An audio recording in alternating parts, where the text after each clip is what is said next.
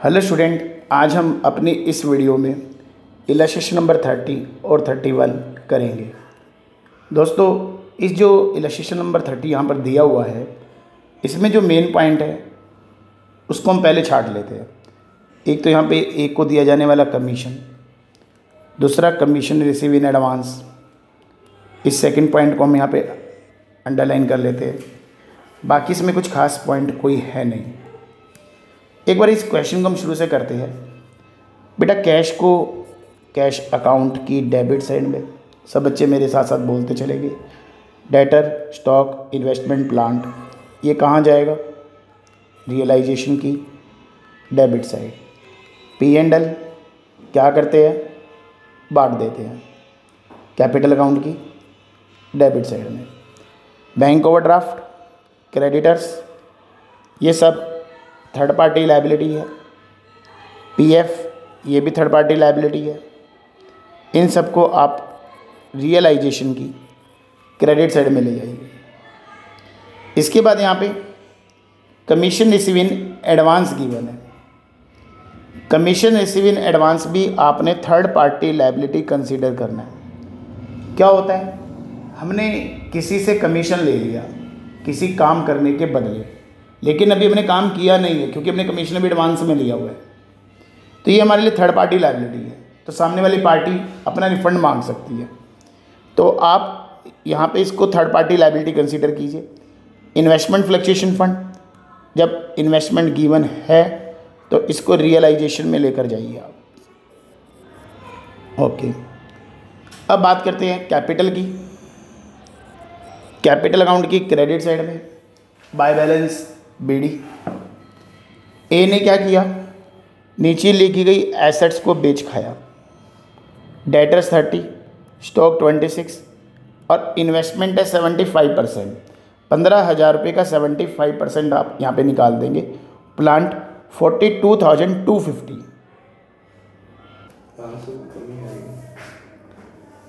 तो बेटा आप यहाँ पे देख सकते हैं ज़रा, डेटर्स 30,000, स्टॉक 26, इन्वेस्टमेंट 11,250, प्लांट 42,750। इन सब का टोटल करेंगे 1,10,000 रुपये आपका यहाँ पे आएगा। तो एक लाइन है हमारी पीछे रह गई है ऊपर। एक को 5% कमीशन दिया जाएगा।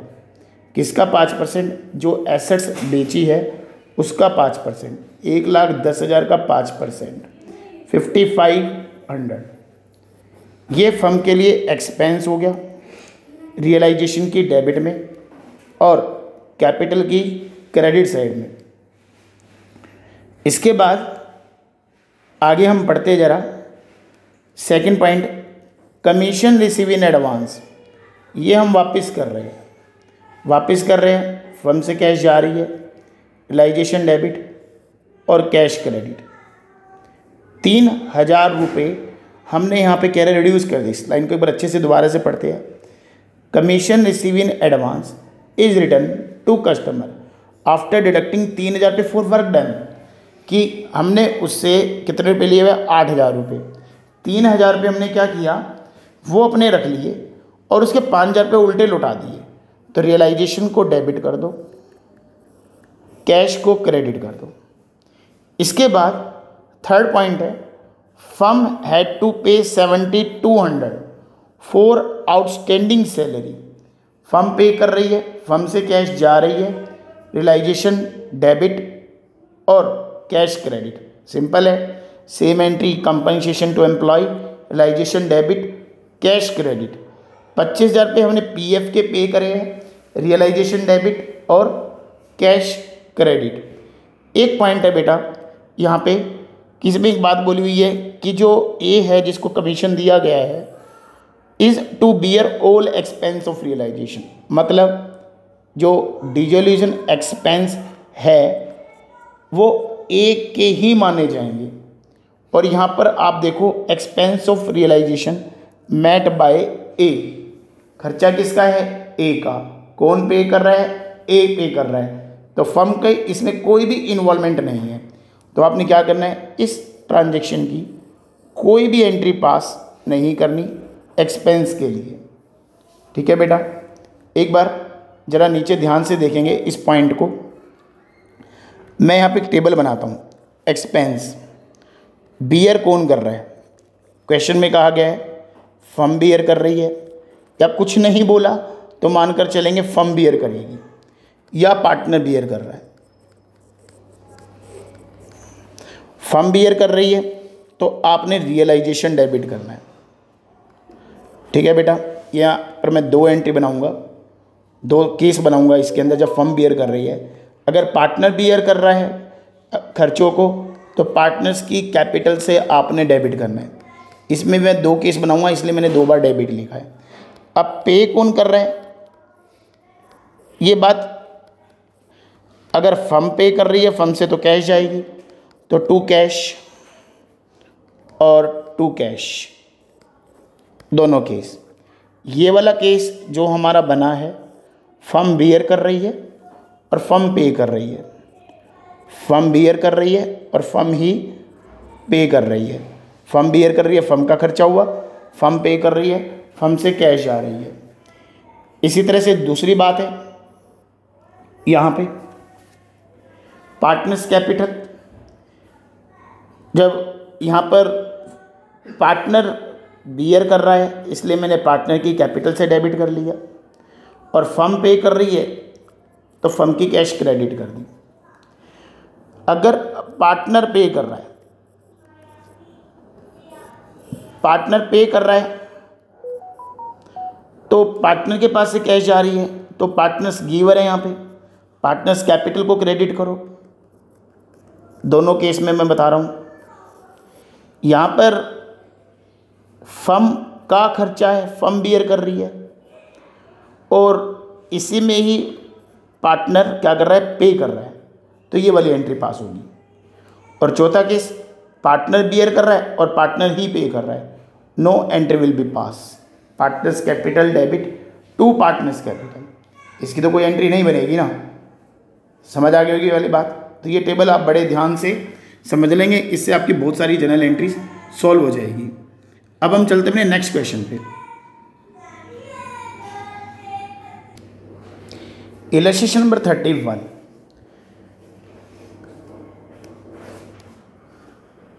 सबसे आसान क्वेश्चन है, कोई भी ऐसा पॉइंट नहीं है जो नया हो इसमें। बस जितनी भी एसेट्स हैं सारी की सारी ए लेकर जा रहा है, और जितनी भी लायबिलिटीज़ है उसको बी पे कर रहा है, ए पे कर रहा है सॉरी। और इसमें क्या कहा गया है कि ए की हम बैलेंस शीट बनाएंगे। कभी एग्ज़ाम में आता तो नहीं है ये वाला क्वेश्चन, समझने में कोई बुराई नहीं है। ये जितनी भी एसेट्स है, plant, freehold property, patent, stock, debtor, prepaid expense, realisation, bank debit side में, creditor Mrs C loan third party liability है, रियलाइजेशन की क्रेडिट साइड में, वर्कमैन कंपनसेशन रिजर्व, नीचे देखो क्लेम है वर्कर का, कोई क्लेम नहीं है तो आपने इसको डिस्ट्रीब्यूट कर देना है। ABC कैपिटल अकाउंट की क्रेडिट साइड में। आगे क्या कहता है? ए ने डिसाइड किया कि हम इन्होंने डिसाइड किया हम फर्म को डिसॉल्व करेंगे। A agree to take over the business at following valuation. Plant 20% depreciate करेंगे, तो प्लांट 50,000 रुपये है, उसका 20% 10,000, बचेगा 40,000 रुपये। फ्री होल्ड प्रॉपर्टी 150, गुडविल हमारी 10,000 रुपये है। पेटेंट बुक वैल्यू पे ले गया, पेटेंट की बुक वैल्यू है 6,000, डेटर्स 35। इन सभी एसेट्स का टोटल कर देना है। आगे भी देखा है, half of the stock 30% more than book value, और remaining half 50% than book value हो जाएगा। तो ये सारी एसेट्स ए ले गया इस वैल्यूएशन पे। ए इज कैपिटल डेबिट और रियलाइजेशन क्रेडिट। फिर मिसेस सी का लोन, वो तो कह रहा है रीपे कर दो, लाइजेशन डेबिट, कैश क्रेडिट। क्रेडिटर्स 22,000 रुपये के वैल्यूड हुई, और इसको ए ले गया, ए गिवर है, ए क्रेडिट और रियलाइजेशन डेबिट। लाइजेशन की डेबिट में, ए की क्रेडिट में। अब ये कि इस बैलेंस शीट को हम बनाएं कैसे, बाकी सब कैसे जो आपके अकाउंट से वे तो बन जाएंगे। बहुत ही आसान है इस बैलेंस शीट को बनाना यहाँ पे। तो कैसे बनेगी, जो भी एसेट्स वो जिस वैल्यू पर लेकर गया है उस वैल्यू पे बैलेंस शीट की एसेट साइड में शो कर दीजिए। जितनी भी एसेट्स वो लेकर गया है, प्लांट 40,000 रुपये, इसके बाद यहाँ पे फ्री होल्ड प्रॉपर्टी है 1,50,000 रुपये, इसके बाद गुडविल 10,000 रुपये। मतलब समझ गए, जितनी भी एसेट्स वो लेकर जा रहा है उसको बुक वैल्यू पे जो भी जिस वैल्यू पे लेकर जा रहा है वो पेटेंट 6,000 रुपये हो जाएगा ना। ये सब आप कर लोगे, इसमें कोई दिक्कत नहीं है। डेटर्स 35,000 और एक वो क्रेडिटर्स ले गया यहाँ पे 22,000 रुपये की। जो भी वो एसेट्स लेकर गया है सब यहाँ पे दिखा दो और बैलेंसिंग फिगर से कैपिटल निकाल दो जो कि एक ही कैपिटल होगी। ये उसकी बैलेंस शीट बन गई। ठीक है बेटा, ये हमारे इस चैप्टर का लास्ट क्वेश्चन था। जनरल एंट्री है। जनरल एंट्रीज में आपको बहुत सारे क्वेश्चन आपको असाइनमेंट के थ्रू दे चुका हूँ।